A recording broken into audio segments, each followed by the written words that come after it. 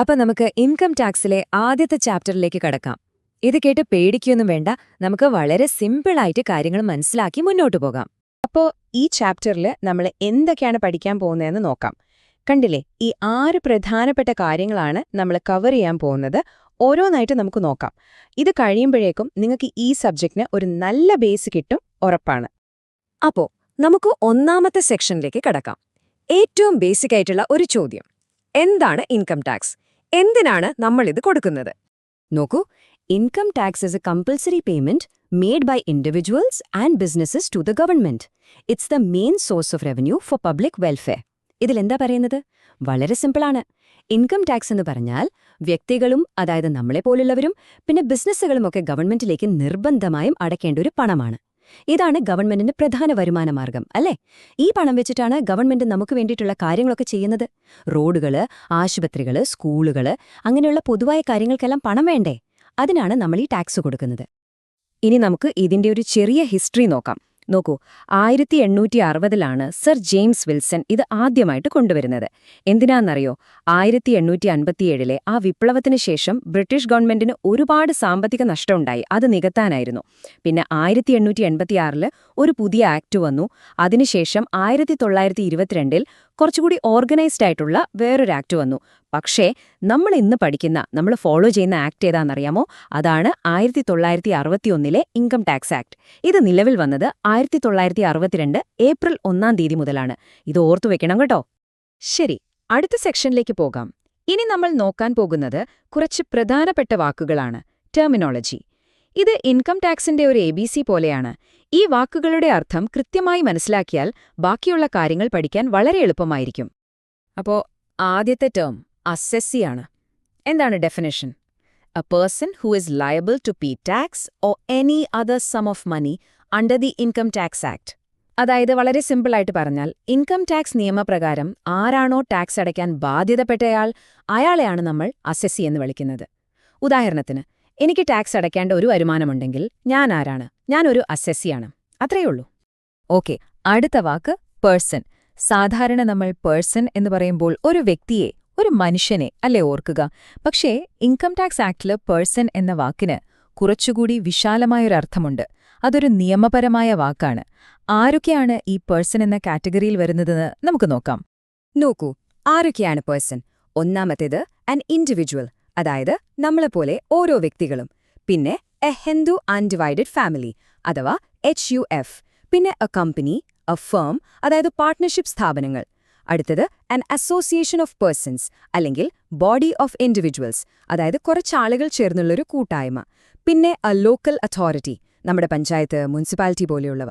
അവസാനം an artificial juridical person, എന്നുവെച്ചാൽ നിയമപരമായി വ്യക്തിയായി കണക്കാക്കുന്ന സ്ഥാപനങ്ങൾ. ഇപ്പോൾ ഒരു യൂണിവേഴ്സിറ്റിയൊക്കെ ഇതിൽ വരും. അപ്പോൾ ഇൻകം ടാക്സിന്റെ കണ്ണിൽ ഇവരെല്ലാവരും ഓരോ പേഴ്സണാണ്. അടുത്ത ടേമാണ് ഇൻകം.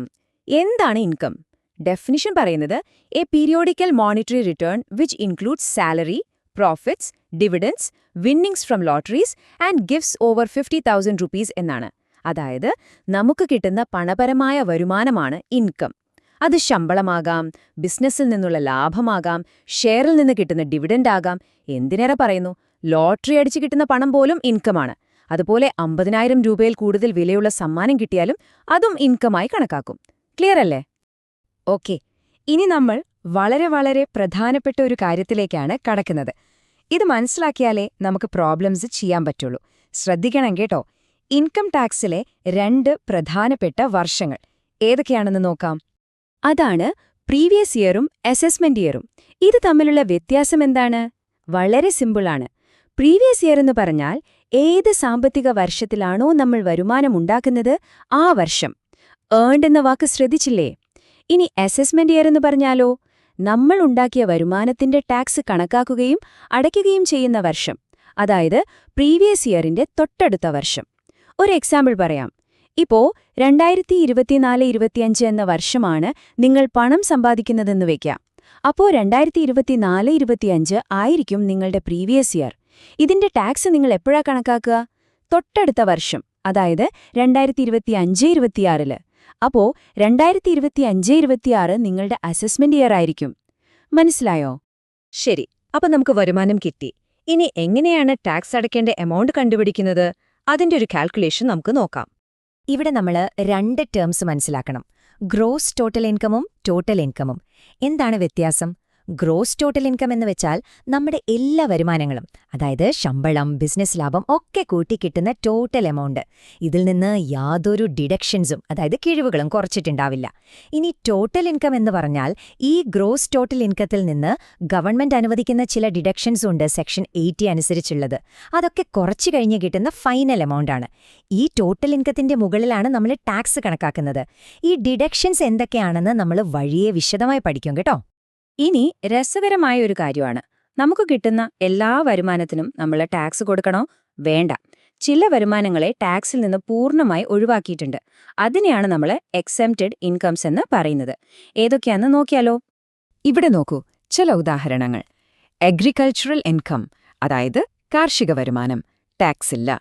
പിന്നെ സ്കോളർഷിപ്സ് റിസീവ്ഡ് ഫോർ എഡ്യൂക്കേഷൻ, പഠിക്കാൻ കിട്ടുന്ന സ്കോളർഷിപ്പുകൾ. അതുപോലെ ഒരു പാർട്ട്ണർഷിപ്പ് ഫേമിൽ നിന്ന് നിങ്ങൾക്ക് കിട്ടുന്ന ലാഭത്തിന്റെ വിഹിതം, അതിനും ടാക്സ് കൊടുക്കണ്ട. പിന്നെ ജോലിക്കാർക്ക് കിട്ടുന്ന ചില പ്രത്യേക അലവൻസുകൾ. ഇങ്ങനെ പല കാരണങ്ങൾ കൊണ്ടും ഗവൺമെന്റ് ചില വരുമാനങ്ങളെ നികുതിയിൽ നിന്നും ഒഴിവാക്കിയിട്ടുണ്ട്. ഇതില് അഗ്രികൾച്ചറൽ ഇൻകം എന്താണെന്ന് നോക്കാം. Income derived from land situated in India and used for agricultural purposes. ഇതിൽ 2 കണ്ടീഷൻസ് പ്രധാനമാണ്. ഒന്നാമത്തേത്, ആ ഭൂമി ഇന്ത്യയിലായിരിക്കണം. രണ്ടാമത്തേത്, അത് കാർഷിക ആവശ്യങ്ങൾക്ക് ഉപയോഗിക്കുന്നതുമായിരിക്കണം. അപ്പോൾ ഈ 2 കണ്ടീഷനും ഓക്കെയാണെങ്കിൽ ആ ഭൂമിയിൽ നിന്ന് കൃഷി ചെയ്ത് കിട്ടുന്ന വരുമാനത്തിന് ടാക്സ് കൊടുക്കേണ്ടതില്ല. ശരി, ഇനി നമ്മൾ ഈ ചാപ്റ്ററിലെ അവസാനത്തെ ഒരുപക്ഷെ ഏറ്റവും പ്രധാനപ്പെട്ട ടോപ്പിക്കിലേക്ക് കടക്കുകയാണ്. അതായത് ഒരു വ്യക്തിയുടെ റെസിഡൻഷ്യൽ സ്റ്റാറ്റസ്, അതായത് അയാൾ ഇന്ത്യയിൽ എത്ര കാലം താമസിക്കുന്നു എന്നതിനെ ആശ്രയിച്ച് അയാളുടെ ടാക്സ് എങ്ങനെയാണ് മാറുന്നത് എന്ന് നോക്കാം. അപ്പോൾ ഒരാൾ റെസിഡന്റ് ആണോ അല്ലയോ എന്ന് എങ്ങനെയാണ് നമ്മൾ കണ്ടുപിടിക്കുക? അതിന് 2 ബേസിക് കണ്ടീഷൻസ് ഉണ്ട്. ശ്രദ്ധിക്കുക, ഇതിലെ ഏതെങ്കിലും ഒരെണ്ണം സാറ്റിസ്ഫൈ ചെയ്താൽ മതി, 2 എണ്ണം വേണ്ട. എന്താണ് ആദ്യത്തെ കണ്ടീഷൻ? ആ വ്യക്തി പ്രീവിയസ് ഇയറിൽ 182 ദിവസമോ അതിൽ കൂടുതലോ ഇന്ത്യയിലുണ്ടായിരിക്കണം. ഇനി അതല്ലെങ്കിലോ? രണ്ടാമത്തെ കണ്ടീഷൻ നോക്കാം. പ്രീവിയസ് ഇയറിൽ കുറഞ്ഞത് 60 ദിവസം ഇന്ത്യയിലുണ്ടാവണം. അതിനോടൊപ്പം അതിന് തൊട്ടുമുമ്പുള്ള 4 വർഷം എടുക്കുമ്പോൾ മൊത്തം 365 ദിവസമെങ്കിലും ഇന്ത്യയിലുണ്ടായിരിക്കണം. അപ്പോൾ ഈ 2-ൽ-1 ശരിയായാൽ ആ വ്യക്തിയെ നമ്മൾ റെസിഡന്റ് എന്ന് പറയും. ഇനി എന്തിനാണ് നമ്മൾ ഈ റെസിഡന്റ് ആണോ അല്ലയോ എന്നൊക്കെ നോക്കുന്നത്? ഈ ടേബിൾ നോക്കൂ, അപ്പോൾ കാര്യം പിടികിട്ടും. ഒരാള് റെസിഡന്റ് ആൻഡ് ഓർഡിനറി റെസിഡന്റ് അഥവാ ROR ആണെങ്കിൽ അയാൾക്ക് ഇന്ത്യയിൽ നിന്ന് കിട്ടുന്ന വരുമാനത്തിനും ടാക്സ് കൊടുക്കണം, വിദേശത്ത് നിന്ന് കിട്ടുന്ന വരുമാനത്തിനും ടാക്സ് കൊടുക്കണം. അതായത് അയാളുടെ ലോകം മുഴുവനുള്ള വരുമാനത്തിനും ഇന്ത്യയിൽ ടാക്സ് ഉണ്ട്. ഇനി ഒരാളെ നോൺ റെസിഡന്റ് അഥവാ NR ആണെന്ന് വയ്ക്കാം. അയാളെ ഇന്ത്യയിൽ നിന്ന് കിട്ടുന്ന വരുമാനത്തിന് മാത്രം ടാക്സ് കൊടുത്താൽ മതി, വിദേശ വരുമാനത്തിന് ടാക്സ് കൊടുക്കേണ്ട. കണ്ടോ വ്യത്യാസം? ഇതിനിടയിൽ resident but not ordinary resident അഥവാ RNOR എന്നൊരു കാറ്റഗറി കൂടിയുണ്ട്. അവർക്ക് ഇന്ത്യൻ ഇൻകത്തിന് ടാക്സ് ഉണ്ട്, പക്ഷേ ഫോറിൻ ഇൻകത്തിന് ചില പ്രത്യേക സാഹചര്യങ്ങളിൽ മാത്രമേ ടാക്സ് വരുന്നുള്ളൂ. ഇതിനെപ്പറ്റി നമുക്ക് ഡീറ്റെയിൽ ആയിട്ട് പിന്നീട് പഠിക്കാം. ഇപ്പോൾ ഈ ROR NR വ്യത്യാസം ഓർത്തുവയ്ക്കാം. അപ്പോൾ നമ്മൾ അവസാനം എത്തി നിൽക്കുന്ന പോയിന്റ് ഇതാണ്. ഒരാളുടെ ടോട്ടൽ ടാക്സ് എത്രയാണെന്ന് തീരുമാനിക്കുന്നതിൽ ഏറ്റവും പ്രധാനപ്പെട്ട ഘടകം എന്താണ്? അത് അയാളുടെ റെസിഡൻഷ്യൽ സ്റ്റാറ്റസ് ആണ്. കാരണം അയാൾ റെസിഡന്റ് ആണോ നോൺ റെസിഡന്റ് ആണോ എന്നതിനെ ആശ്രയിച്ചിരിക്കും ഏതൊക്കെ വരുമാനങ്ങൾ ടാക്സ് ചെയ്യണമെന്ന് തീരുമാനിക്കുന്നത്. അപ്പോൾ ഇതാണ് നമ്മുടെ ഈ ചാപ്റ്ററിന്റെ ബേസിക്സ്. ഇതിനെക്കുറിച്ചൊന്ന് ആലോചിക്കുക. നമുക്ക് അടുത്ത ക്ലാസ്സിൽ ഇതിന്റെ ബാക്കി കാര്യങ്ങൾ ചർച്ച ചെയ്യാം. Thank you.